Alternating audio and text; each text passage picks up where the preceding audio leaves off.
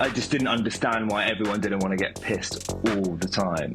Every time someone comes over, especially from America, they just can't believe the amount of cocaine everywhere. Like, but on a weekday? Yeah, it's on a fucking weekday. It was all just day-to-day using. That's what the end game for everything I was doing was, including work. There's, a hole here, and you're trying to fill that with whatever you can, but you're just feeding it. I got sober about 4 years ago. That's kind of, I feel almost like I'm 4, yeah. The doctor said, look, you're gonna die. I'm often, if I'm ever in a club, you'll see me with like a pecan pie. I can just imagine you going up to the bar and be like, can I get a cheesecake? Yeah. That is literally what I do. Everyone was like, oh, I don't need to go to rehab. I'm not as bad as them. Welcome back to the Not Quite Pod. Today we've got Ali with us. Ali, do you just quickly want to introduce yourself and let everyone know a bit about yourself? Thanks for having me. I'm Ali, or Alasdair Gill. I am a chef from London, and I am many other things, and I'm sure we'll talk about that soon to come. I actually can't wait. I'm actually going to start off with pretty much that topic of, I always ask my guests to give a bit of a summary of their life up until this point and what's led them to the point they're at today. And that's going to be a very interesting conversation because I know some of your history. So I just wanted you to quickly walk us through sort of what's brought you from sort of childhood up until today and where you are today. A lot of luck, I would say, in a word. So I'm also a chef who's in recovery of addiction. I got sober about 4 years ago, and I would say for me, easily put that actually life kind of started then, that's kind of, I feel almost like I'm 4, yeah.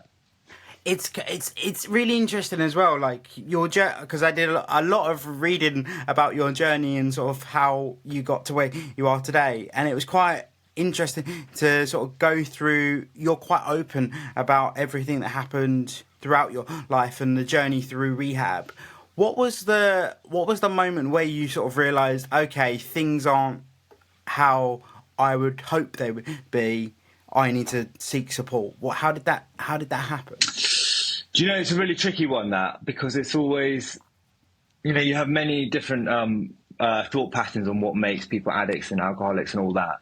And I think there are many different ways that can make someone that. But for me, I know that it was always there. There was never a trajectory in my life where something could have happened where I wasn't an addict. So I've kind of felt displaced on a different railway all my life. It was kind of like, I remember always thinking it felt like everyone else had a blueprint to life that I just didn't get. So I was always different, and it always showed in school and everything. I was just not capable, I felt, of not doing stuff everyone else was doing. But it's a progressive disease, and it gets worse. And so it got to the point where it also got dire. And I never really got to the point where I was like, I need help, really. I mean, I was a bit, but I was just lucky enough that I found the right people, and I found the courage to reach out, I guess, in the end. And from the help of some family members and mainly a doctor who said, look, you're going to die. So either I'm going to book you into rehab, which was quite unconventional. And I sort of just went along with it. I'm very, very thankful that I did. So it's a lot of luck, really, I've got to say, more than anything. And I think it's also a credit to you as well, because a lot of people in that situation wouldn't really, from what I know, wouldn't really accept that from a doctor. They'd go, oh, no, I'm fine. Well, I didn't want to, and would kind for of... sure. And actually, to be fair, my first response was, well, what drugs can you give me? But that wasn't the answer. And thank God I did get the real prescription. When you reflect back on it, do you know... so I know you've spoken about before that your belief is that people are predisposed to it if they've grown up with it in their family and so on and so forth. But looking back on it, when did you notice that your journey with it started, if that makes sense? Well, I can look back on it now and it looks clear. But when I'm in it, I'm not sure. But it was clear that, I don't really remember what my first drink was, but I remember the feeling. I remember it being different to everybody else's. And I remember a genuine, I just didn't understand why everyone didn't want to get pissed all the time at school. It was genuinely like a bit of a, I don't get this. It was completely alien to me how people could sit down and do work and do what they were told. But I guess people were getting gratification out of that. And, easily put all my gratification that other people could get out of other things, of succeeding in sports, academia, anything. My only sort of goal and subject and how I knew was through getting high and getting and drunk. I came searching from that from a young age. I didn't really fall into it. I felt like I was looking for it, and that's how I know there wasn't something that it could have been different if that happened, because I wanted it before I knew what it was. It's interesting you say that, because I was going to get you to speak on your opinion of being predisposed to it because of it being, I can't remember what the word is, like hereditary, that if your family have struggled with it in the past, it's likely that another individual is going to struggle with it. I just wanted to get you to sort of speak on it, because when I listened to you talk about it, it was really interesting, because I've never actually thought about it that way, of like, obviously, if you're around that behaviour, or even just, I don't know, I could understand it, and I just never thought about it before. It's an interesting one. I mean, it's highly disputed, and it's still a bit of an anomaly, because I do think there are various things that can cause you to abuse substance and abuse anything, but it's the only real thing that we see over and over again, and I only really speak from what I see in my journey, is you see that it does run in families. That doesn't mean that, that you're 100% it's going to be your dad has it, you have it, your kids are going to have it. And, there are families who I know completely A-straight students and teachers, and there's just one extreme junkie within them. But what you do see are somewhere in the family, it kind of runs like that. It's really interesting as well, because I think you've also spoke on you said about having the one junkie in the family. You've also spoke on the two types of alcoholics, being binge drinker, and I think you used the term permanently topped up. I think I'm not sure if I'm remembering that correctly. It sounds quite fancy, like that. Permanently topped up. But it's interesting you say that, because I think a lot of people have that one image of someone struggling with alcoholism and not how it presents in different people. It's like any kind of, we've spoken a lot about disability on this podcast, of it's how a lot of conditions present it. There's different ways. So what did you see when you went through rehab, obviously, of all the different people that you met and the different walks of life that people came from? Yeah, you're so right. It's comparison is sort of the death of your own success, always. And I think everyone has that, in the sense of you're always comparing, especially in the rooms of, well, I wasn't doing that, so I can't be that. Yep. We all have it, but you also, when we were talking about the topper upper to the binge drinker, it's almost a bit, I think, more dangerous being that binge drinker, because you have so many more justifications in yourself of why you shouldn't be sober, and you can say, well, I've done weeks where I haven't drunk, and I can hold down a job, but on the weekends they lose their mind. But you can sort of go much longer without ever really hitting your rock bottom. So, in many ways, I'm thankful for the gift of desperation that I had, where it was clear, it's, I'm allergic to that and I just can't do it. I suppose as well, it's almost that whole thing of, as a binge drinker, you almost present as absolutely fine, because in my head I go, okay, those are the individuals that they have a big blowout at the weekend or something like that. So during the week they present as absolutely fine, when realistically there's a lot happening underneath. Whereas as a topper upper, you're kind of, everyone can see that you're kind of always that slightly not quite with it. It's true, but hey, you can also be both, and that's when you're really that's when you're really stirring things up.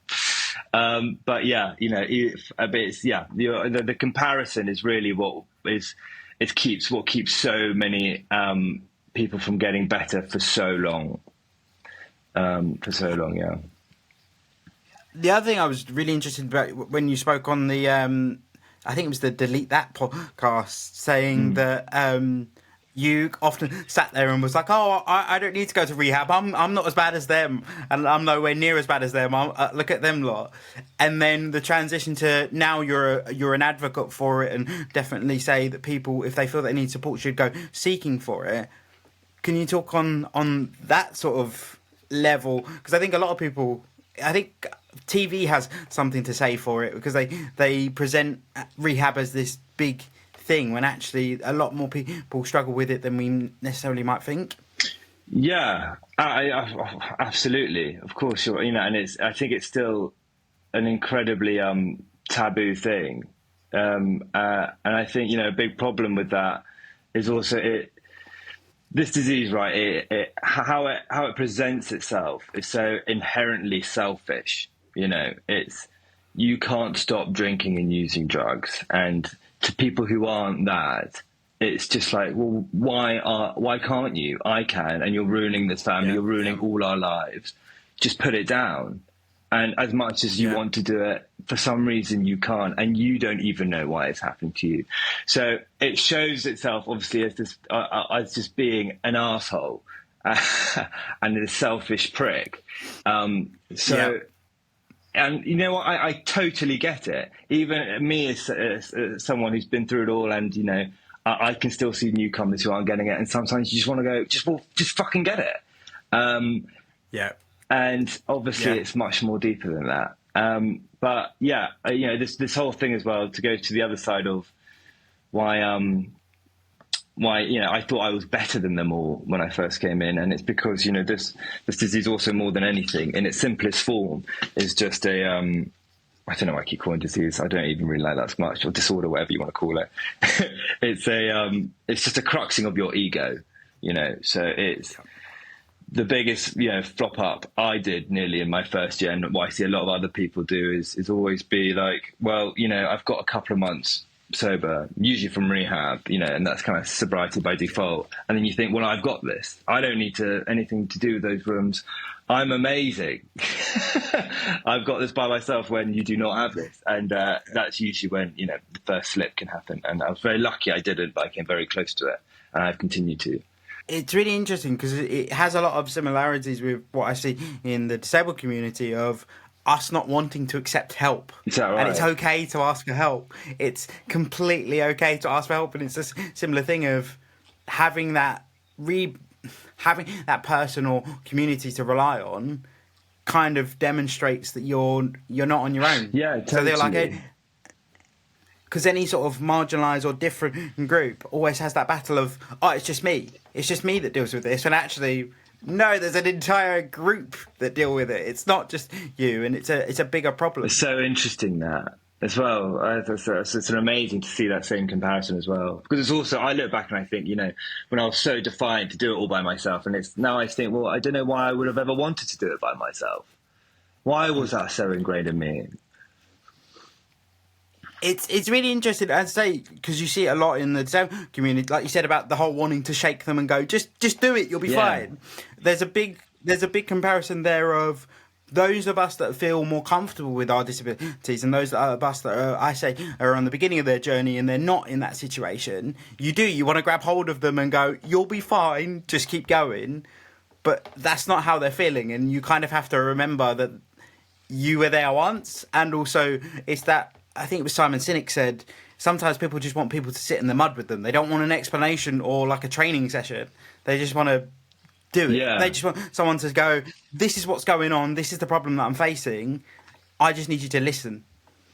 Interesting. Yeah, exactly. It's yeah. I mean, it's such a mad one, because I mean, like, I can see there's so many that's exactly like similarities with the addicts as well, but I mean, like, I can't begin to speak on behalf of what your community is like.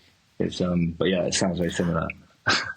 I think with the mental battles, there's a lot of similarities, and I think that's the challenge. Is where with the mental battles, that's where you can see a lot more similarities. But I wanted to quickly touch on us both being Brits, and one of the biggest thing about being a Brit is we have a huge drinking culture along with the Irish.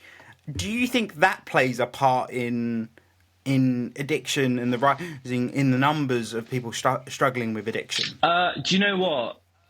It's so funny. I think yes, absolutely. But I would say for a different reason for what you were thinking, which is much more. I think the British culture that I could see I suffered with a lot of other people is the awkward politeness actually of we're a nation who love to brush problems under the carpet. And we're not very good communicators, and we don't want to be, we don't want to be a bore. And I was almost like that. I don't want to, my liver was jelly, but I didn't want to bore anyone with it. It's and it's ridiculous. We're really bad communicators, and it's just awful. But that is just who we are, aren't we? But you're right. The drinking culture is mad, and just like the drug culture. I remember just every time someone comes over, especially from America. They just can't believe the amount of cocaine everywhere. And it's just like, even the ones who do it, they remember them coming over and it's like, but on a weekday? Yeah, it's on a fucking weekday. Yeah.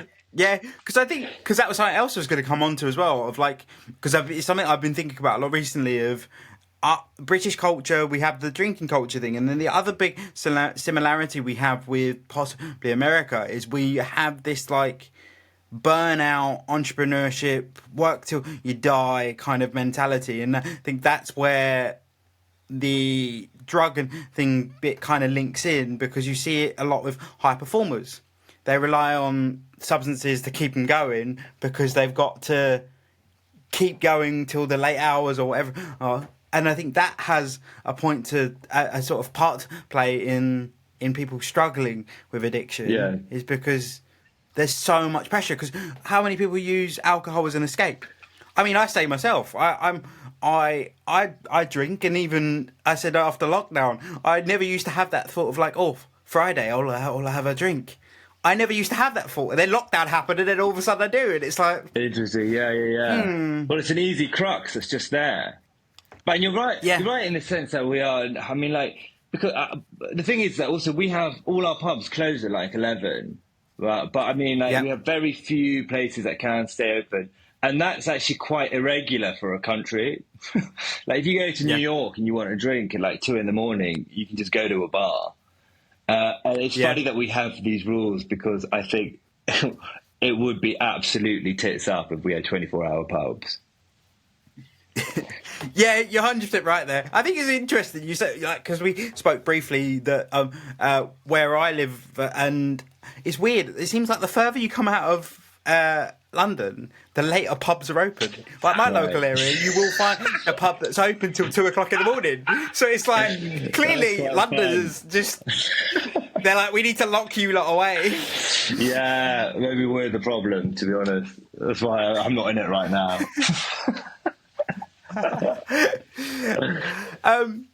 Obviously, we've just spoken about like professionals and working and the part that addiction plays in that. I wanted to briefly touch on your. I mean, I'm going to go backwards and forwards a little bit here, but just because it links in, you went. Obviously, you've gone through rehab, you've gone through your journey, and you're still going through your journey. But then I wanted to get you to speak on your journey when it comes to writing and being a chef. And how that plays a part in your journey. Well, so yeah, I'm a chef. Well, yeah, I always say that I'm a chef. I'm a chef first, because I'm, but it's funny because I only like recently, in sobriety, enjoyed cooking. I used to not like working in kitchens. It was the only place that would take me once I left school with no qualifications. And those jobs in hospitality they're quite easy to get. They're very hard to climb. And, it was very much just something for money for me. But the love really came later. I'm glad it did. But, that's also just hugely reflective of, who I was and my life. And, I didn't have passions for anything like that. And, I had no desires to get any gratifications, like I said, from things like that. And I didn't have any goals and didn't feel I had any worth in anything like that. It was all just day-to-day using. That's what the end game for everything I was doing was, including work. It if I could hold down a job for that long. And then the writing sort of came, I mean, probably just a year and a half ago. And that really is something that nobody saw coming, including me. But, you know, it's this amazing thing that, you know, that has come with a life of sobriety, of, you know, of what is possible. It really is. Yeah, I'm someone who can't spell really at all, but it's an amazing understanding to see that's not what it's about. You know, it's about just having the voice, not the grammar. And so I knew my English teacher was always full of shit, but now I can confirm it. That's quite nice to hear as a dyslexic. I'm going, clearly there's hope for me. Yeah, there you go. They were all lying to us. Even our maths teachers who said we'd never have a calculator in our pocket. And now we all do. We all do.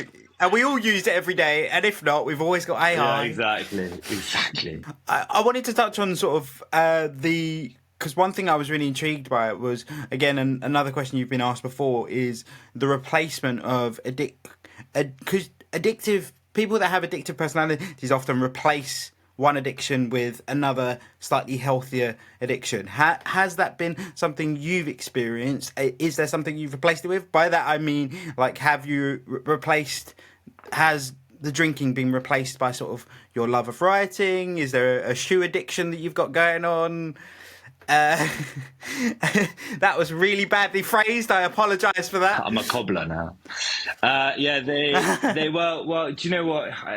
Often, yes, absolutely what you're saying. But people also do say, like, oh, well, you've got to replace it with just a good addiction, like you say, work or sports. But I think that like you can replace it with that, but if you're abusing it, it doesn't matter if it's a good thing or not. You're still going to damage yourself. And, you know, overworking is absolutely, people can drive themselves into the ground with that. Same with gym and the same with everything. And, you know, there are huge periods in my sobriety where I'm clean, you know, I'm sober, but I will still feel like I'm using, you know, and that can be through, you know, sex, love, gambling, shopping, food, anything. You know, there's nothing you can't turn into that. And, you know, there's a saying that gets thrown around the rooms quite a lot.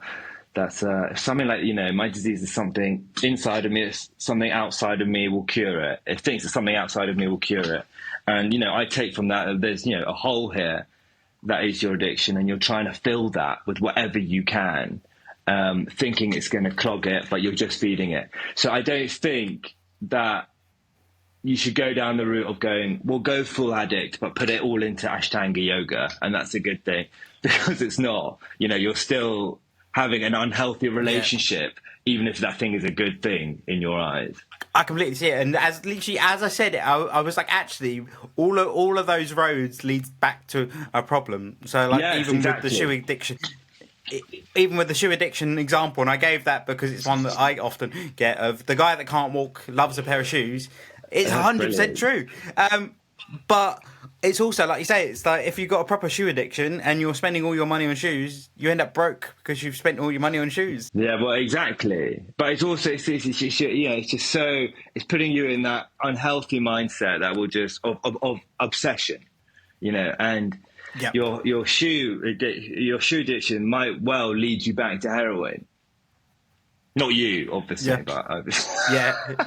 No, but it's that whole thing of it's a behaviour that then links to other parts of people's lives. Totally. So then you go, oh, I can do this now. Oh, I can do that now. I can do this. I can do that. So I can completely see how it would impact the journey. Absolutely. You know, it's like my alcoholism was never about the alcohol. You know, there's nothing wrong with alcohol.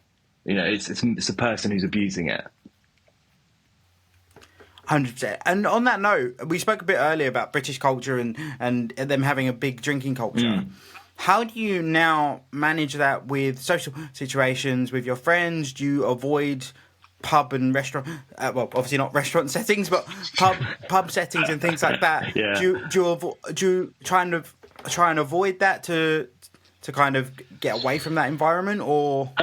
You know, yeah, I did a lot, but but also, yeah, actually, at the same time, I really dove into it in early recovery. I remember because also you've got this exact ego thing of you think you've got a point to prove of I can still be in the club till 3 a.m.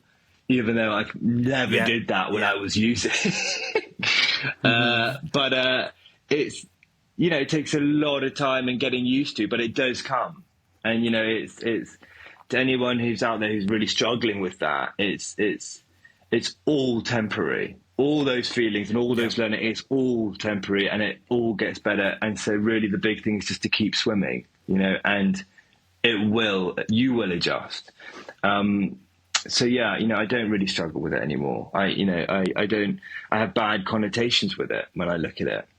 Of course, every now and again, or if shit hits the fan, I think, oh, fuck, maybe that'd be nice. But, it's, would I love some drugs with no strings attached? Like, of course I would, but it doesn't exist because I've done the research. There's lots of strings. Yeah. But have you with the trying to avoid those situations and change your environment, has that now meant that you find enjoyment in different elements? I'm using a very vague example, but do you go out on a lot more walks? Do you Totally. go on holiday a lot more? Is there a different I think as well as British culture, our thing is, it's the weekend, we'll go out to the pub. When actually there's other ways to have fun. Yeah, there are. Who knew? I do. Yeah, sports is a huge one. I didn't do any sports ever before, and now I'm obsessed. I love that. I love the whole active and competitive sports. Love all that. And I love to travel. See, you kind of summed it up for me.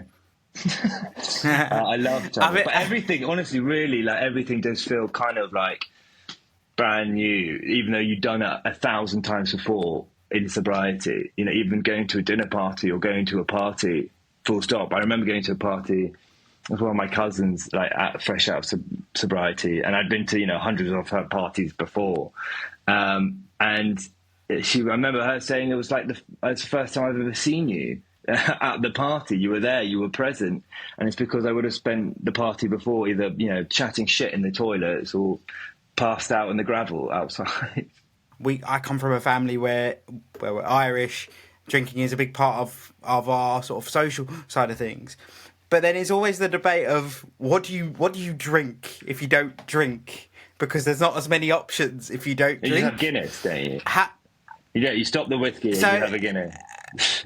Yes, that's basically it. That's their version of rehab. But in terms of how you manage social settings, in terms of do you stick to water? I'm always intrigued by it because I sit there and go, there is something to be said for people saying there's a lot more alcoholic choices than there are non-alcoholic choices, because it's 100% true. I have quite a lot. I have desserts.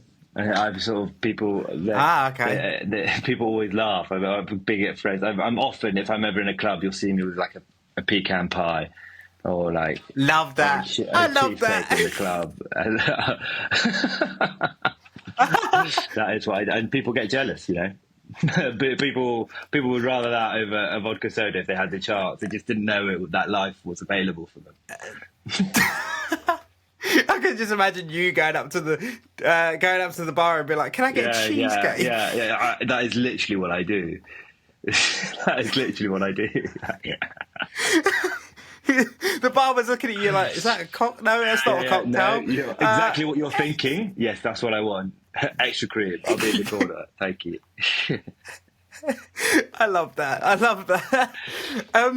In terms of supporting others within the community, what was rehab like for someone that might be struggling listening to this? What was rehab like? Well, it's just I don't want to big up rehab too much. I've got to say, it was so important for me and it's a huge part of my journey. But you don't need it for sobriety at all. It just happened to be a part of mine, and I was incredibly fortunate that I went. But it's just the rooms that you need. You need to just go into rooms if you're struggling right now and you're on the edge. It's what have you got to lose? Just go to the rooms and reach out. Let yourself known as a newcomer, and you will be helped. Yeah, it's as simple as that. It really is. I think It's really nice as well. You mentioned before that you're one of the few people that can go around the world and have a community wherever you go, because there's always there's always groups, and it's 100%. It was one of the things you said, and I went, I never thought about it like that. Yeah, that's 100% true, because it's one of those more welcome. It's one of those more welcoming environments where there's no prejudgment, because everyone's gone through the same journey. Totally. Or similar journey. You know, it's so rare that, and it's something, we could all benefit from. And it's one of the perks of alcoholism. But yeah, we're a bunch of people everywhere you go that not only understand you, but they're rooting for you. It's remarkable. 100%. And I also wanted to get you to speak on the strategy. I mean, you spoke there about rehab isn't everything, and it isn't the only way to sobriety. What were some of the strategies that you started to use as you got further through recovery? Do you know what it is? It's actually, it can be so overwhelming when you're thinking about getting clean. I remember that feeling of, the thought of dying didn't scare me anywhere near as much as the thought of a life without drugs. I didn't touch the sides close to that. And the whole, slogan, why I get it, why the program needs, one day at a time, is because anything more than that seems so unfathomable.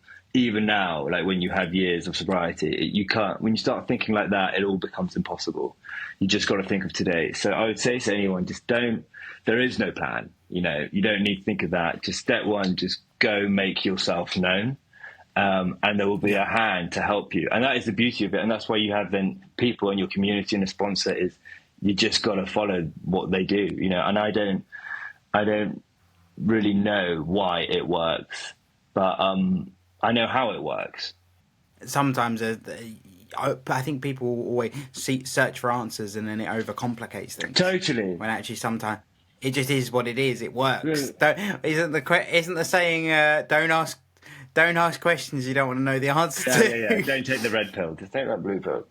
But completely. And I remember even obsessing a lot about, identity and, why me and what it's. And actually, I remember someone saying it doesn't matter why, you are. So get on with it. And, it's a bit like watching your house burn on fire and then just watching it burn and think, I wonder how that started.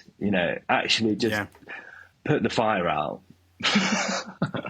Call the brigade. I mean, it again links back to the disability thing, because I get asked all the time. I've been asked, no joke, I've been asked, how are you so happy, with the direct correlation of pointing towards the wheelchair, and I'm going, that's a deep question. That is a very deep question, and we are at a family gathering right now. This is a bit strange. Is that your auntie or something? It was a further relative. It was one of them ones that just completely caught me off guard. Yeah, there's something brilliant in that.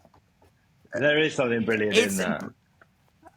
But I think it's the whole thing of, as you say, it's that whole thing of accepting that, like I've always said, obviously people are on different parts of their journey, but for me it's been like, I am disabled, there's nothing I can do to change it, so fuck it, let's see where this goes. And weirdly, people ask me if you could take a pill and give it all back, would you? And I'm like, no, because I would probably be, I always say, I would either be a washed up footballer that never quite made it, coming from a very football focused family, or I wouldn't have had the opportunities that I've had. I've done some weird and wonderful things purely for being the ginger guy in a wheelchair. Completely. And there's something to that. Dude, that's amazing. Yeah, it's completely, you get this perspective that's actually really blessed from going through, all suffering comes with incredible enlightenment once you get through the other side of it.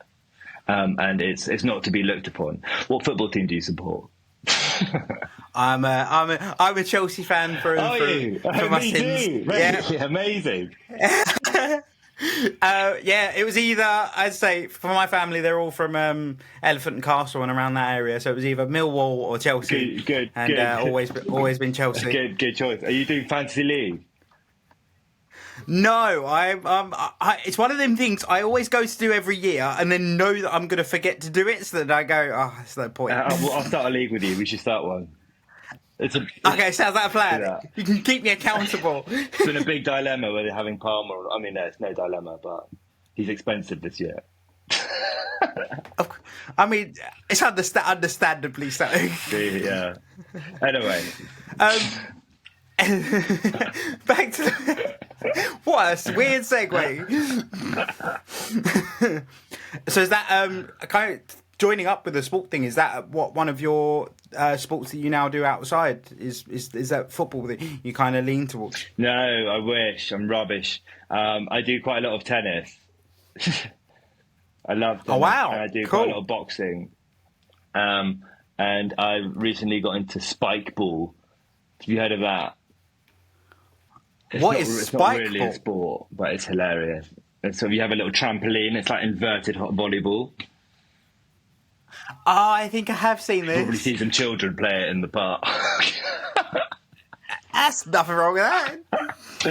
It's good fun. But yeah, I'm always. But that's the thing of like the difference of that lifestyle is I'm always game for anything new now. Yeah, I had like phase of going through rock climbing and things like that, and I just love it. Yoga. I'm a yes man. I get that, and also I was going to ask: is it? I mean, obviously, it's you still battle with. I'm imagining you still battle with the cravings even to today. But is the one I can imagine one of the huge benefits is that waking up and not feeling hungover or rough. Yeah, of course. I mean, like, funnily enough, the hangovers kind of start to go because my life was never really nights out and then hangovers, nights out and hangovers. I mean, it was much more easy to think you're either high or feeling like shit. I guess it is kind of like that. But there was no really, I mean, I'd kind of wake up in afternoons or nights or wherever and just instantly just trying to get more. But I mean, I actually say even now, to be honest, like, you think it's funny, you stop drinking and you think the hangovers go, but it's actually just being tired. I get so precious about my sleep now. But yeah, I do. But yeah, of course, I'm not coming down off anything, and that is absolute like heaven to say that. Hopefully, I'm not going to be doing that anytime soon, because that is hell. Interesting that you say about sleep as well, because sleep is one of the big things that people have really started talking about sleep in terms of the impact that alcohol has on sleep. So it's interesting you say that that's one of the big benefits that you found. Yeah, I mean, it is a total game changer getting good sleep, but it's also something I did suffer with, even getting right in when I was clean. I was absolutely just like I was almost still nocturnal in sobriety for my first year because it was just adjusting. It was just adjusting to that life. It's almost like being this sort of a new infant and still really unwell. And I remember being like really on edge when I was sober and alone. It was a real discomfort. But then that is also why I think I was drinking and using ultimately in the first place. It's just this raw discomfort that you have. So it's finding how to adjust to that and being okay in your own skin. And it's no easy feat, but it's a journey that does happen, and it does have big fruit at the end. Was there anything that you sort of lent towards for comfort during that period of sobriety where you didn't have the availability, or were trying to steer away from the availability of drugs and alcohol? Was there anything that you found comfort in? Yeah, I guess sport was a big one. Just being active was a big one. Also, just kind of still going out and partying, because it's a different kind of thing. I still wanted to go out and party. I still wanted to go chat out women and go and try and be a party person, because it kind of felt like you were unhinged from this thing. I wasn't a very sociable drug taker and drinker towards the end. I had times where I was earlier on, but it had become a very solitary thing for me, even when I was in the company, if ever, around other people. So suddenly when you're free of this thing, and, it doesn't sound like, it wasn't actually this big thing of like, oh, this is suddenly me being free. It was actually, I was still incredibly sick, even though I was sober, like we were talking about. But I thought I had it, my ego was running wild, and I thought, oh my God, I'm amazing. It's really interesting you say about still wanting to go and partying, because my head as someone that's not struggled with it, my head goes, surely you'd want to steer away from those environments. Well, I wasn't that's doing really that, interesting. which is what's so weird. I wasn't doing that as an addict using. So it was kind of like, it was having this point to prove of, it doesn't mean I can't do that, even though I never did, which is, I'm on your side. It makes no fucking sense.